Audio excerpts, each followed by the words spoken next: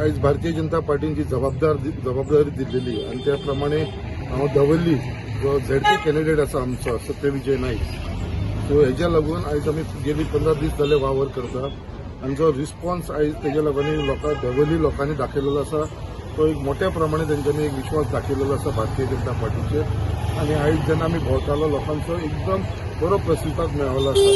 आतां इलेक्शन काबार जाल्लेलें आसा, पास जाल्लेली आसा.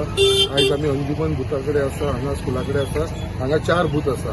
हांगा सुद्दां आमच्या सगळ्या लोकांनी हांगा भरपूर आमकां सपोर्ट केलेलो आसा. अशें आख्ख्या आमच्या धवल्ली मतदारसंघाची जी सगळी पंचायती आख्खे पायश येता, रुंदामोळ येता, धवल्ली येता, सगळ्या पाशीचे सगळ्यां कडेन बरो रिस्पॉन्स मेळ्ळो आसा आणि टोटल म्हाका कॉन्फिडन्स आसा की सत्यविजय जो आमचो भारतीय जनता पार्टीचो कॅन्डिडेट आसा तो 100% जिखतलो. हेच्या भितर मातसो दुबाव ना.